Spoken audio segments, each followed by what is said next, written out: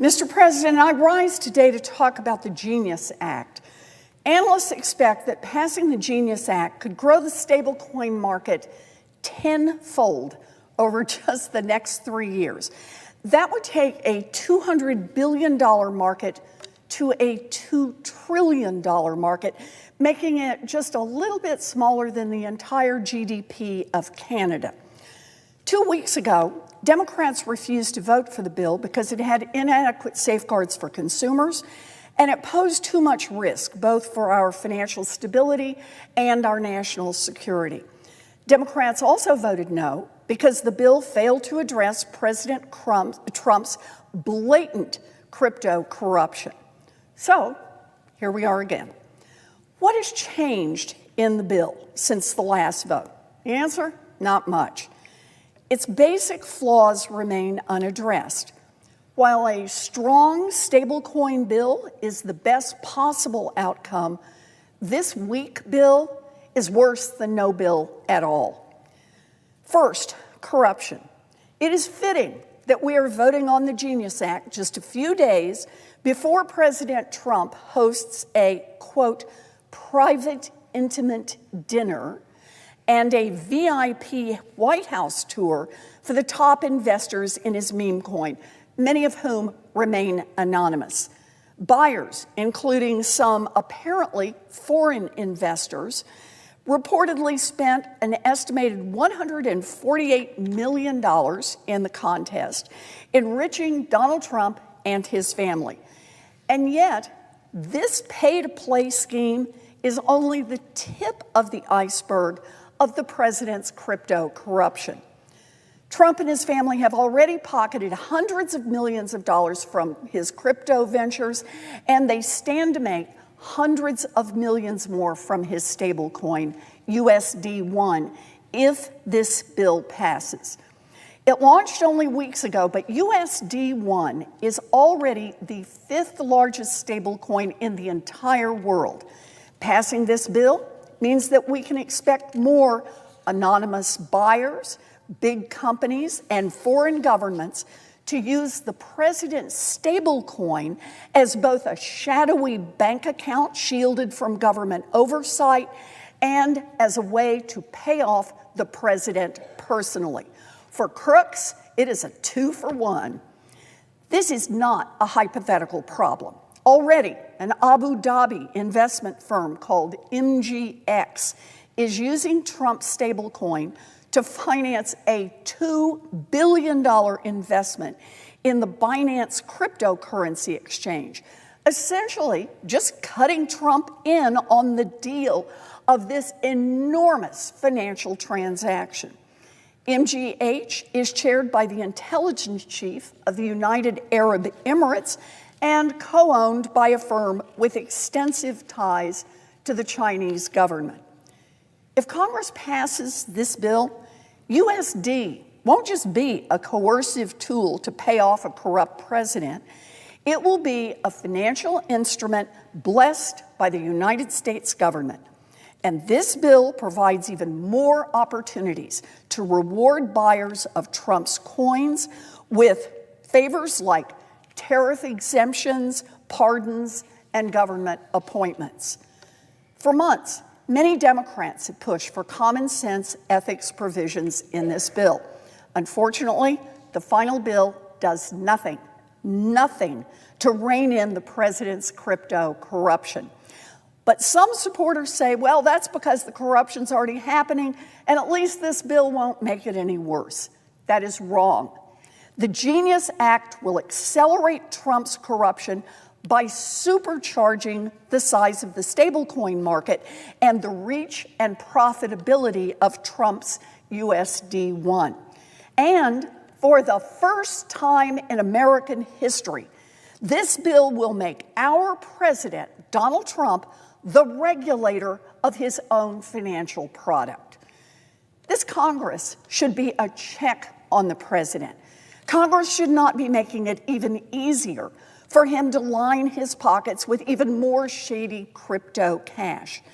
If Congress does not fix this issue here today, then it will be aiding and abetting his corruption, every time President Trump's stablecoin is used to finance a corrupt deal. Second problem, financial stability.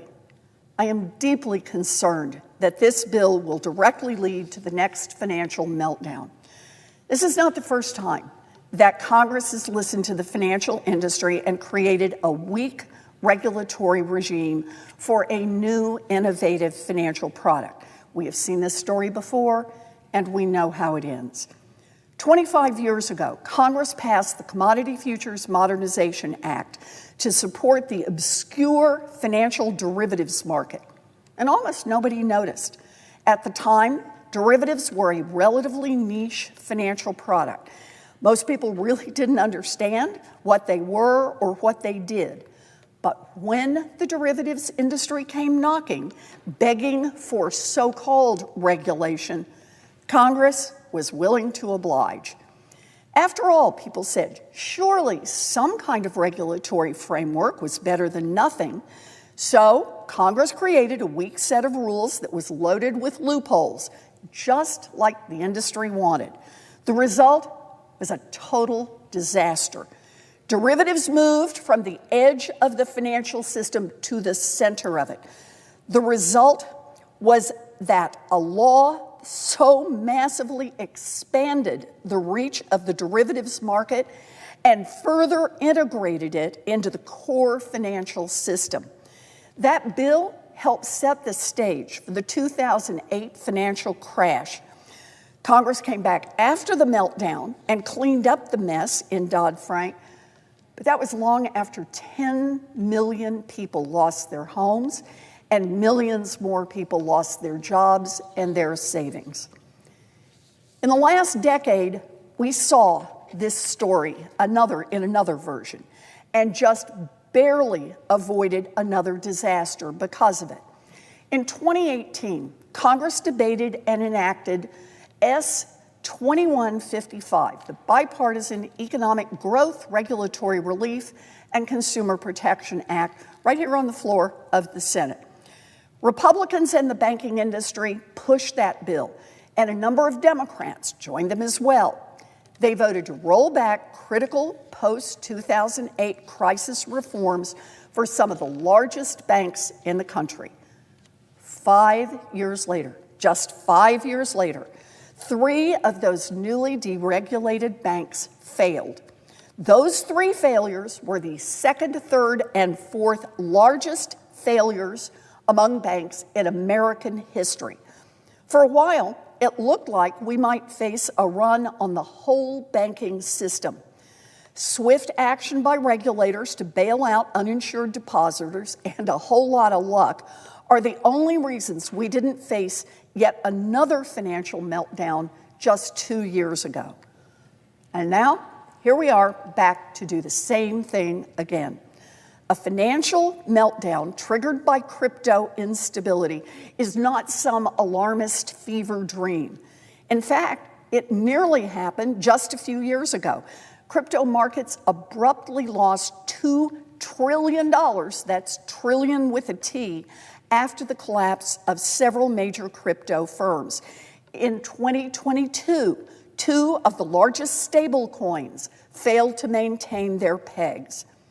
Now, luckily, these cryptocurrency markets were mostly separate from the rest of the financial system, so we avoided the mass economic destruction. That ends today if we enact this bill. The Genius Act folds stablecoins directly into the traditional financial system while applying weaker safeguards than banks or investment companies must adhere to. Make no mistake, we are likely to see another financial crisis in the coming years, and we are virtually certain to see another set of wild swings in cryptocurrency values. And it will be the American people who will bear the costs of a massive financial crash facilitated by the stablecoin market if Congress passes the Genius Act. Third problem, if this bill passes, it will mean easier access to money for terrorists and drug cartels. Even today, the crypto industry's own analysts are calling stablecoins, quote, the new kingpin of illicit crypto activity. According to Chainalysis, a blockchain analytics firm, stablecoins account for more than 60% of all illicit crypto transactions. There's a reason for this.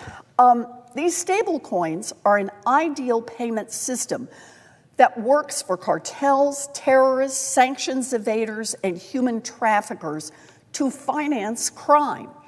Unfortunately, the Genius Act massively expands the marketplace for stablecoins while failing to address the basic national security risks posed by them. The bill fails to apply anti-money laundering safeguards to exchanges and intermediaries that facilitate the movement, obfuscation, and custody of stablecoins.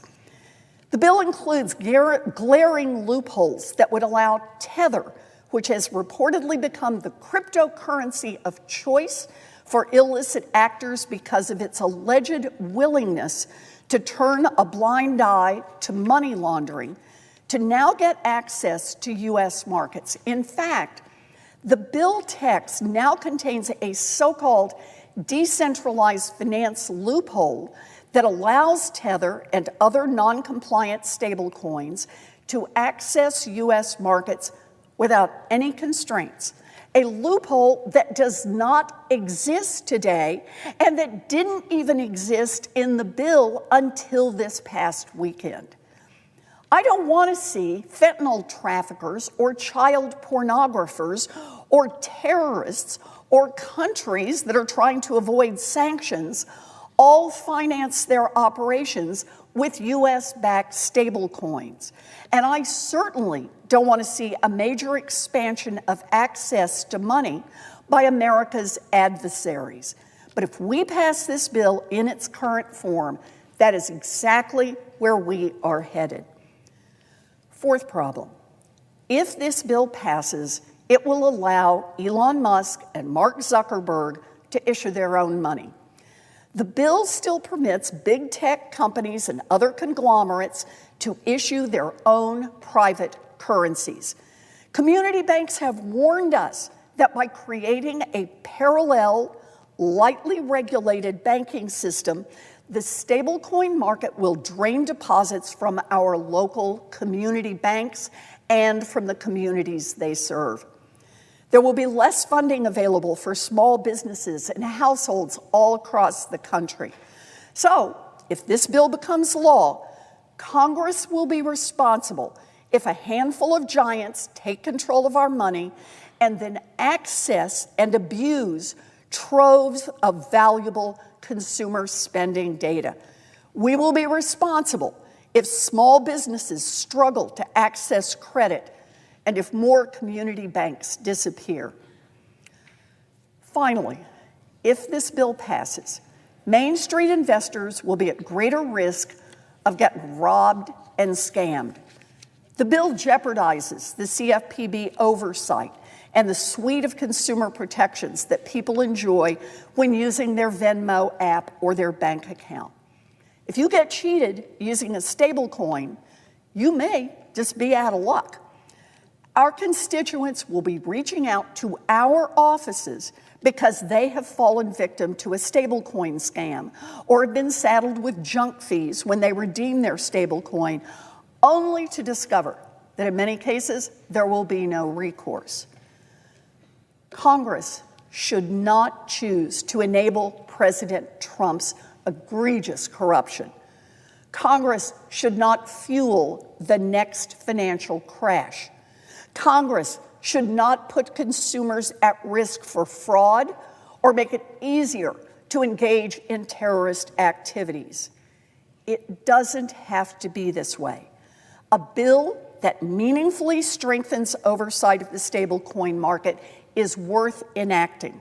A bill that turbocharges the stablecoin market while facilitating the president's corruption and undermining national security, financial stability, and consumer protection is worse than no bill at all.